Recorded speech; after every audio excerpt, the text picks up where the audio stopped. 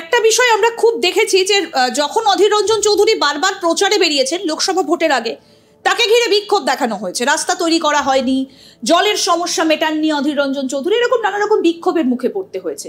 তো এই যে ছোট ছোট বিক্ষোভগুলো থেকে তখন তো কিছু আন্দাজ করা যায়নি, এবং অধীর রঞ্জন চৌধুরীও বোধহয় ভাবেননি যে তিনি আনাড়ি কোট আনকোট, কারণ রাজনীতিতে নতুন ইউসুফ পাঠান, তার কাছে হেরে যেতে হবে। তাহলে অধীর রঞ্জন চৌধুরী কি এখন সেই সিপিএম এর হাতটা শক্ত করে ধরবে, যেটা আপনি খানিকক্ষণ আগে বলছিলেন যে জোট রাজনীতি যদি হাত ছেড়ে দেয়, তাহলে কি অধীর রঞ্জন চৌধুরীদের কংগ্রেস ওয়েস্ট বেঙ্গলে মানে পশ্চিমবঙ্গে সাইনবোর্ডে পরিণত হবে? এইটা একটা খুব গুরুত্বপূর্ণ প্রশ্ন। তার কারণটা হচ্ছে যে কংগ্রেস এবং সিপিএম এর যে জোট, সেই জোটটা ভেঙে দেওয়ার ঘোষণা এখনো কংগ্রেস হাইকমান্ড করেনি। তার মানে জোটটা আছে, এবং আর 2 বছর পরে বিধানসভা নির্বাচন, তখন আবার আসন সমঝোতা করতে হবে। কংগ্রেসের সেই শক্তি নেই যে সব জায়গায় প্রার্থী দেবে, সিপিএমের সাথে জোট বেঁধেই করতে হবে। তাহলে পশ্চিমবঙ্গে যদি জোটটা না ভাঙা হয় এবং জাতীয় স্তরে মমতা বন্দ্যোপাধ্যায়ের কাছ থেকে আশা করা হয় যে স্পিকার, ডেপুটি স্পিকার, সমস্ত সংসদীয় ব্যাপারে, সমস্ত কর্মসূচিতে ইন্ডিয়া জোটের একটা শরিক হিসেবে, কমপ্লিটলি কংগ্রেসের একটা অনুগত শরিক হিসেবে মমতা বন্দ্যোপাধ্যায় তার অবস্থানটা নেবেন, সেটা হতে পারে না। মমতা বন্দ্যোপাধ্যায় তিনি রাহুল গান্ধীর অনুগত শরিক হিসেবে উনি যা বলবেন শুনবেন। আর আপনি এখানে আজকে চুপ করে আছেন, কাল থেকে বিধানসভা নির্বাচন শুরু হবে, ঘোষণা করুন যে বিধানসভা নির্বাচনে আমরা মমতার সঙ্গে থাকবো। সেটা তো করতে পারবেন না। যেটা তুমি বলছো যে সেটা করতে গেলে আরও কংগ্রেস শেষ হয়ে যাবে, কারণ কংগ্রেসের যে ইন্ডিপেন্ডেন্ট এক্সিস্টেন্স অফ কংগ্রেস, কংগ্রেসের যেটা স্বাধীন অস্তিত্ব, সেই স্বাধীন অস্তিত্বটা বিপন্ন হবে। আজকে আমি তোমাকে একটা খুব কুইক রিক্যাপ যাকে বলে, বেশি সময় নিতে চাই না অতীতের কথা বলে। বামফ্রন্ট আমলে ফরওয়ার্ড ব্লক, আরএসপি, সিপিআই, এই দলগুলোর কি শক্তি ছিল? সব শরিক দলগুলো শেষ হয়ে গেল। কেন শেষ হলো? আমাকে খুব ভালো বুঝিয়েছিলেন ফরওয়ার্ড ব্লকের অশোক ঘোষ।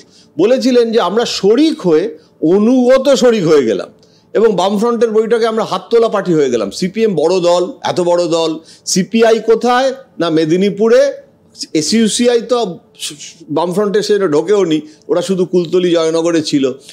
আরএসপি কোথায়? ওই উত্তরবঙ্গের ওখানে। আচ্ছা, এবারে এইভাবে দেখা গেল ফরওয়ার্ড ব্লক কোথায়? ওই কুচবিহারে, একটু হাওড়ার উলিবেরিয়া। তো এইরকমভাবে বাকিটা সব সিপিএম। এবারে ওই শরিক দলগুলো ওই অনুগত হয়ে হাত তোলা পার্টি হয়ে গেল। করতে গিয়ে কি হলো, সিপিএমেরকে জড়িয়ে ধরে থাকতে থাকতে নিজেদের যে পলিটিক্যাল যে জায়গাটা, সেটার জন্য যেখানে যেখানে লড়েছে সেখানে এক্সিস্টেন্স আছে। উলুবেড়িয়াতে ফরওয়ার্ড ব্লক সিপিএম এর সংঘর্ষ হতো, মেদিনীপুরে সিপিআই সিপিএম সংঘর্ষ হতো। সংঘর্ষ হচ্ছে মানে কি? তোমার স্ট্রেংথ আছে বলে সংঘর্ষ হচ্ছে। কংগ্রেসের আজকে স্ট্রেংথ নেই বলে তৃণমূলের সাথে সংঘর্ষ হচ্ছে না। যেই স্ট্রেংথ বাড়বে আবার সংঘর্ষ বাড়বে। তো এই সংঘর্ষটা হলে তবেই তো কংগ্রেসের গ্রোথ হবে। সুতরাং কংগ্রেস এই সংঘর্ষটা থেকে বিরত হয়ে গিয়ে মমতার অনুগত হয় কি করে? আর মমতার অনুগত না হলে মমতা কেন রাহুলের অনুগত হবে? সুতরাং এই ডাইনামিক্সটা কিন্তু একটা খুব জটিলভাবে এভাবেই চলতে থাকবে বলে আমার মনে হয়। এবং রাজনীতিতে একটা কথা প্রচলিত রয়েছে যে রাজনীতিতে চির শত্রু বা চির বন্ধু বলে কিছু হয় না, এ ওর ঘরে যখন তখন যেতে পারে। কিন্তু অধীর রঞ্জন চৌধুরীর সঙ্গে কংগ্রেসের অন্য নেতাদের এত মতানৈক্য কিসের? কৌস্তব বাগচি অধীর রঞ্জন চৌধুরীর সঙ্গে তার মতানৈক্যে দল ছাড়লেন। প্রদীপ ভট্টাচার্য বর্ষিয়ান কংগ্রেস নেতা, তার আবার একটা আলাদা লবি কোট আনকোট, কারণ এগুলো রাজনৈতিক বিশেষজ্ঞরাই ব্যবহার করে থাকেন এই শব্দগুলো, তাদের শব্দ থেকেই বলছি। এই এতগুলো দল ভাগাভাগি কেন? অধীর রঞ্জন চৌধুরীর সঙ্গে বারে বারে মতানৈক্য হওয়ার কারণ কি কংগ্রেস নেতাদের?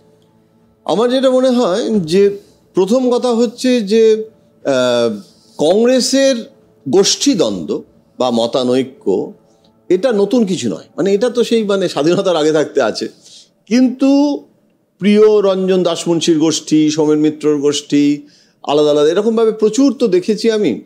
এবং সেখানে যার যত সাংগঠনিক শক্তি তার তত গোষ্ঠীর ক্ষমতাটাও বেশি হয়। সোমেন মিত্রর একটা জেলাওয়ারি সাংগঠনিক শক্তি ছিল বলে গোষ্ঠী ছিল। প্রণব মুখোপাধ্যায় সেই সাংগঠনিক শক্তি ছিল না বলে প্রণব গোষ্ঠী হওয়ার ডিফিকাল্ট ছিল।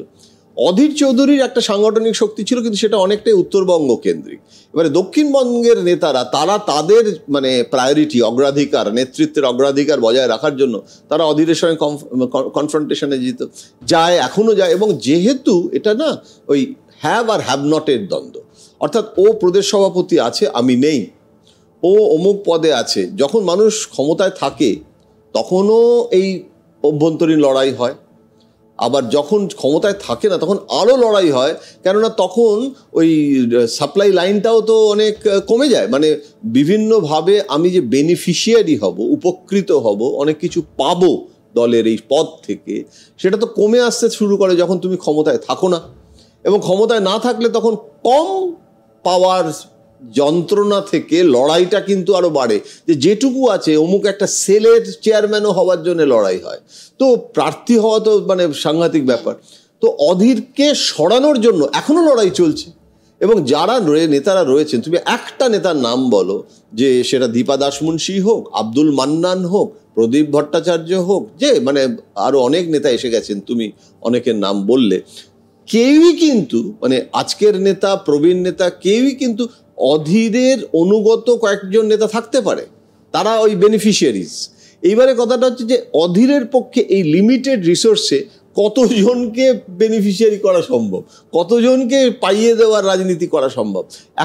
এখনকার রাজনীতিটা তো আর সেই ভ্যালু বেসড রাজনীতি নয়, আইডিওলজিক্যাল ব্যাটল নয়, এটা তো একটা পদ পাওয়ার লড়াই, এমএলএ এমপি হওয়ার লড়াই, তারপরে আরও অনেক কিছু মানে বস্তুগত শ্রীবৃদ্ধির লড়াই।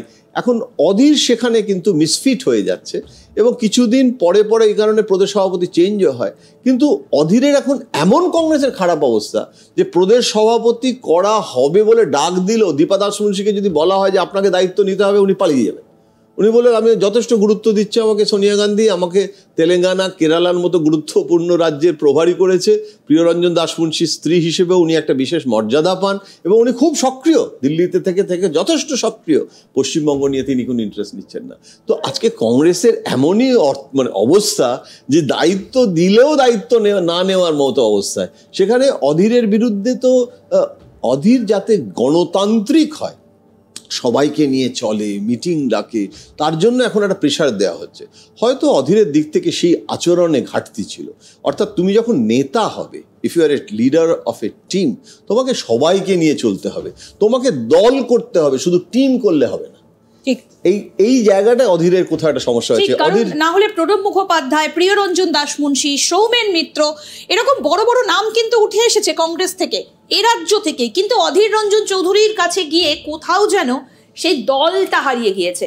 না হলে শতাব্দী প্রাচীন একটা দল কংগ্রেসের তো আমরা দেখেছি, স্বাধীনতা আন্দোলনে কংগ্রেসের ভূমিকা আমরা দেখেছি, মানে সেই রকম একটা দল, তার আজকে এ রাজ্যে এসে অধীর রঞ্জন চৌধুরীর হাত ধরে কার্যত অস্তিত্ব সংকটে ভুগছে কংগ্রেস, এরকম প্রশ্ন বারবার করে উঠে আসে। একথা আমরা বলছি না, রাজনৈতিক নেতাদের মুখে, রাজনৈতিক বিশ্লেষকদের মুখে এই কথা শোনা যায়।